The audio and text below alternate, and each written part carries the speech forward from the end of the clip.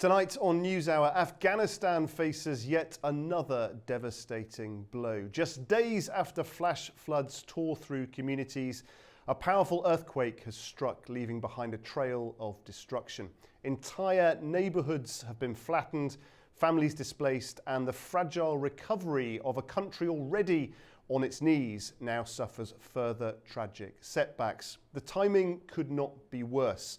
The United Nations has repeatedly warned that Afghanistan requires urgent humanitarian support, with millions at risk of hunger and poverty. Recent reports highlight how aid remains desperately underfunded despite the international community's pledges. The Taliban administration, well, they're still struggling for recognition abroad, and they've been pushing for legitimacy on the world stage. Yet the stark reality on the ground is one of broken infrastructure, limited resources, and communities in despair. We will examine how this double tragedy compounds Afghanistan's humanitarian crisis, what aid agencies are saying about the immediate needs, and how the country's leadership is responding. The questions, though, remain: who will step forward, and will promises of assistance finally turn into meaningful action? For the latest on the earthquake and its impact, here's our correspondent Tamim Bahis with the latest from Kabul. I'm here in Kabul, where the shock of a devastating magnitude 6 earthquake is still being felt. The tremors struck the eastern provinces of Kunar and Nangarhar late last night, and the scale of the tragedy is becoming clearer by every hour. Afghan officials say more than 700 people have been killed and over 1,500 injured, making this one of the worst quakes in years. Military rescue flights have transported more than 420 wounded to nearby hospitals in approximately 40 sorties as search efforts continue. The human toll is mounting, with over 700 fatalities, more than 1,500 injured, and countless homes reduced to rubble. Entire communities face displacement.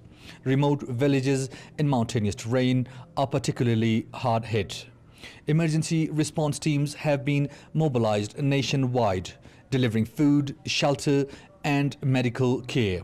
Military helicopters are essential in reaching cut-off regions, with 40 flights already executed. The UN mission in Afghanistan is urgently delivering emergency supplies and life-saving support.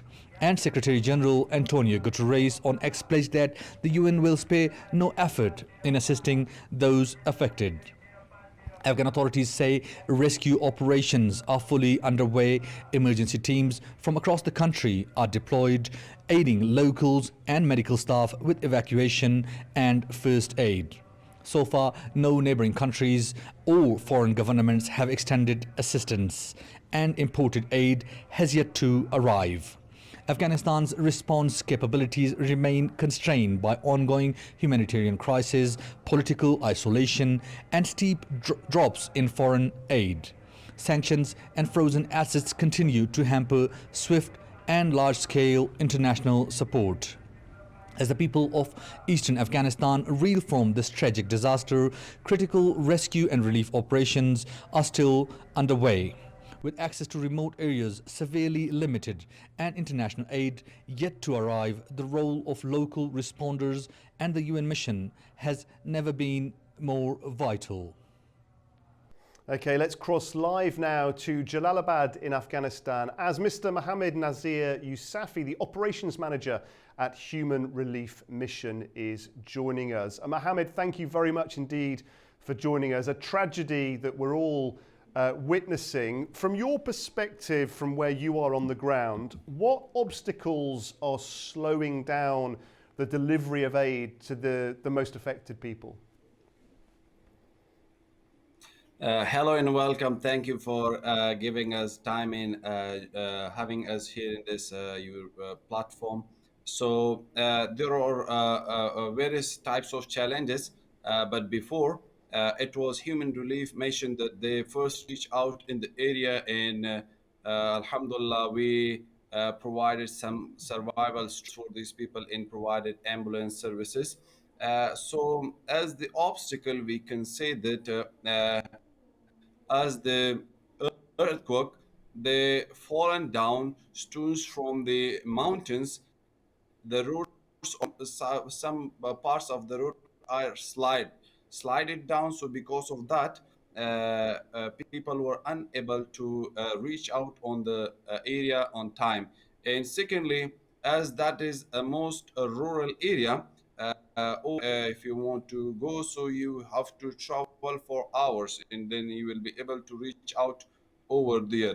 So these are all challenges that most aid organization, local aid organization, they were unable to reach out to the area. But with help and struggle, we were able to do survival struggles with various types of help. And you mentioned there that the struggle, some of the struggle for organisations like yours is obviously in funding. How have sanctions, funding shortages, how has that impacted Human Relief's mission, that your ability to respond effectively? So thank you. Uh, One of the most effective sanctions is high rates of goods. Whenever before we did an activity or a project on one amount, so now we need to double or triple that amount to execute that project. Secondly, export import are affected.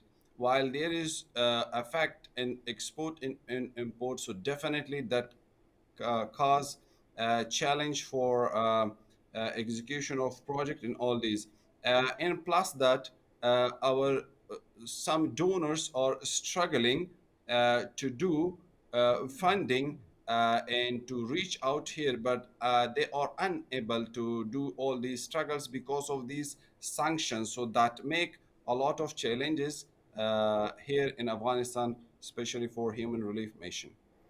And Mohammed, for those people that don't know much about the affected area, you obviously you've been spending a great deal of time with people themselves in their own environment. What are the most urgent needs that people have? What are people crying out for in the quake hit communities right now?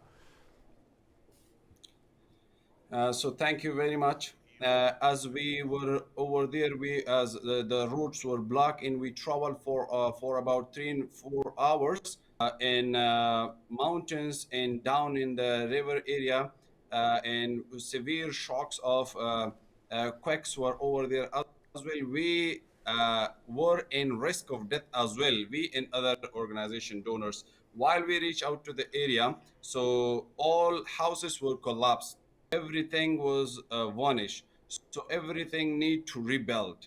One thing is shelter for these people. Second, these people now need urgent hot meal food they need, because everything is destroyed. So now whatever they need food. Thirdly, they need clean and drinking water, while all water systems are collapsed and they damaged and they destroyed. So because of that, they need urgent need for water. And fourthly, they need for emergency aid for medicine, doctors, clinics, and all these.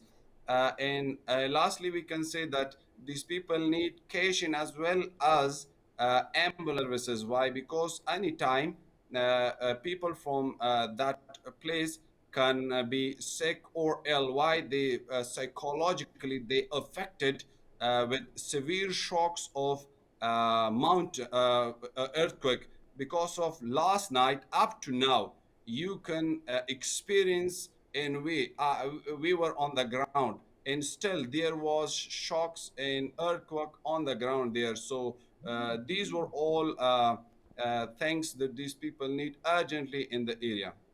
Yeah, very, very difficult situation, of course. I mean, our viewers will be watching this in many different countries around the world. If people feel compelled to want to help, either with their time, with their money, what is the most effective way that people can do that?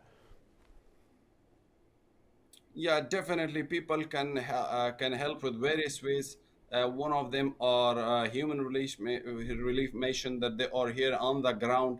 Our team is on the ground, and we are visiting as we experience today everything. So we will be able to deliver. We and other local donors and organization will be able to reach their help in whatever they provide to donate for the people of Kunar province in Nurgul district in Mazara Dara. That is the place that multiple villages are completely destroyed and vanished. So we are here, inshallah, on the ground. We will be able to deliver their aids, inshallah.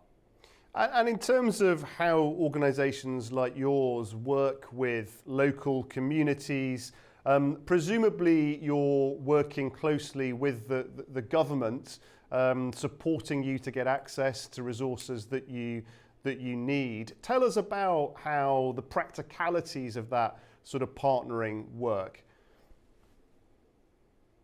So as we are working here, there the authoritative side of the government. Government provide facilities in our organization like us, like Human Relief Mission. We go on the ground and we do execute our project and provide whatever we can, whatever we have, like hot meal, medicine, ambulances, shelter, tents, and clean water. In all these, we will be able to provide for these people who are affected and they need survival struggles. And you obviously are part of a very dedicated team of individuals. You have doctors, aid workers that work with you.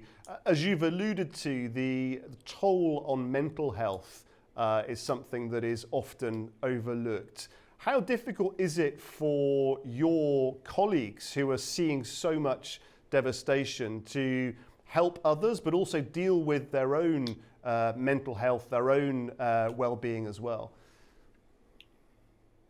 So definitely it affect one way or the other way, but as per our responsibility, we shoulder this responsibility and we have to reach out to the area where there is any type of natural disaster like earthquake, flooding. So our team, we trained our team, we provided various types of support for our team, that our team will be unable to lose their energy and their talent and their potential in the area to not help people. So they are dedicated and they are able to provide any type of support and help on the ground those people that they are affected with various types of natural disasters.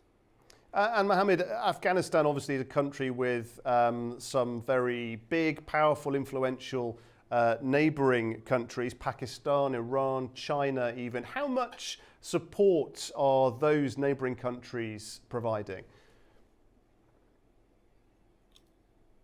So as per that is the country's own policies, whatever they're providing for the people who are affecting with various types of natural disasters, they're providing one way or the other way various medical aids like grains, so wheat, flour, and all these types of these are helping that these neighboring countries are providing in plus.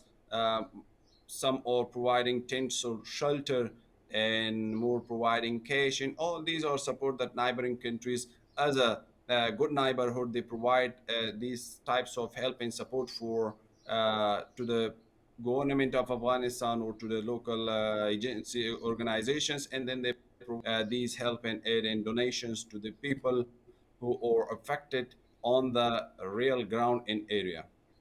And when terrible disasters like this happen, Mohammed, obviously part of the response, part of the work that organisations like yours do is about the short term, the immediate needs, making sure that people can stay alive. But then ongoing many months, perhaps even many years after the event, people still need support too, don't they?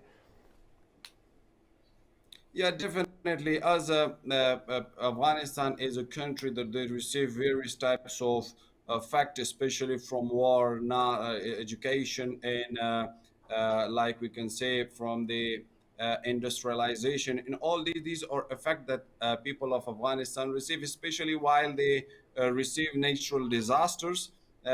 So this effect, while they affect today and last night we witnessed, so their houses are destroyed, their natural system of water, like feeding, like animals, field, everything, or we can call it crops, everything is destroyed.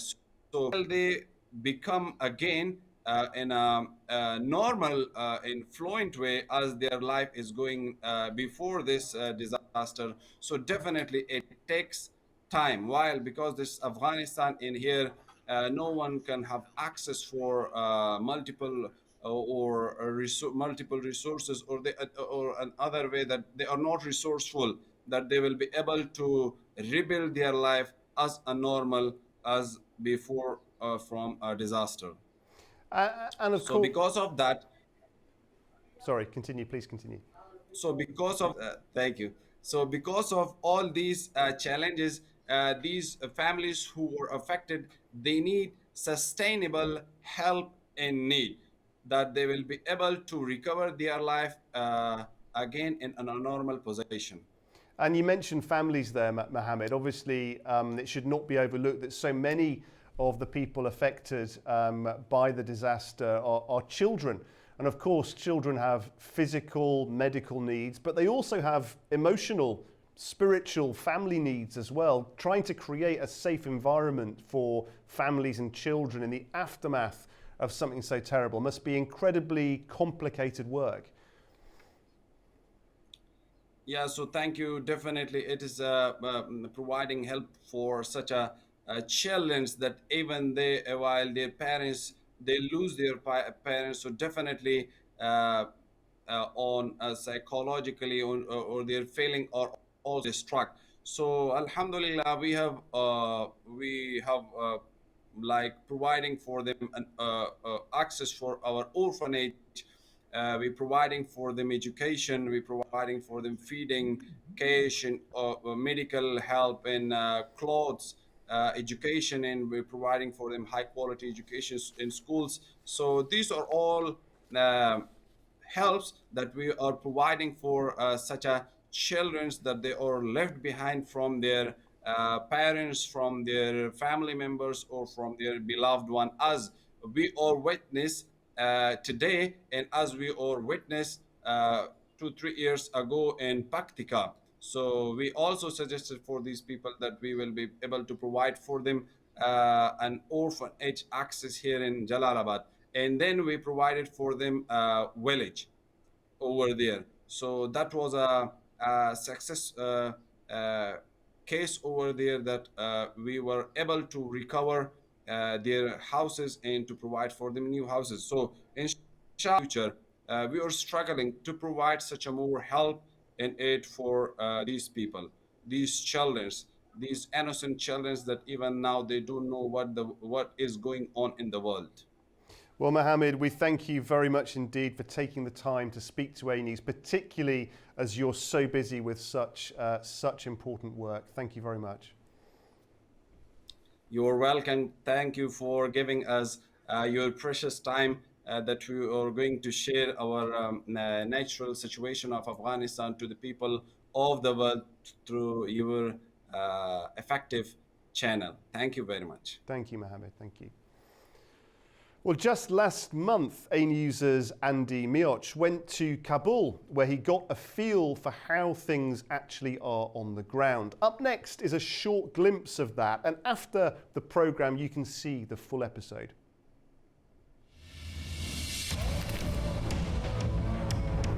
Welcome to Afghanistan in the summer of 2025.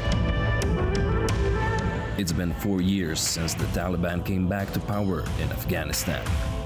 The biggest achievement, obviously, is ending the occupation of Afghanistan. We will strive towards, after 50 years of conflict, to turn Afghanistan into a hub of cooperation amongst the many stakeholders.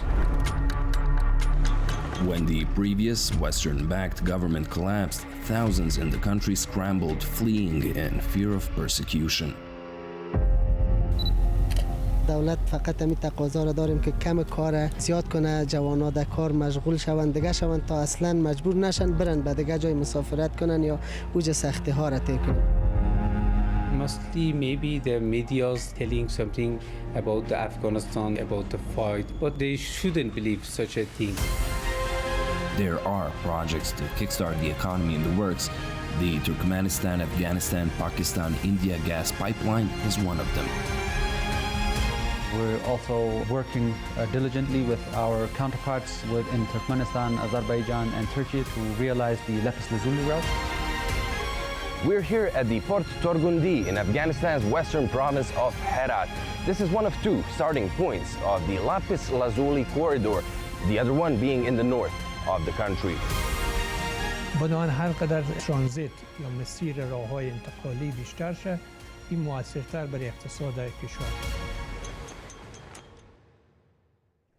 Afghanistan then once again finds itself battered by tragedy, where natural disasters collide with fragile politics. For millions, survival depends on aid, but for Kabul's rulers, the greater struggle is legitimacy. That is all for this edition of Newshour from all of us here at A News. Thanks for being with us.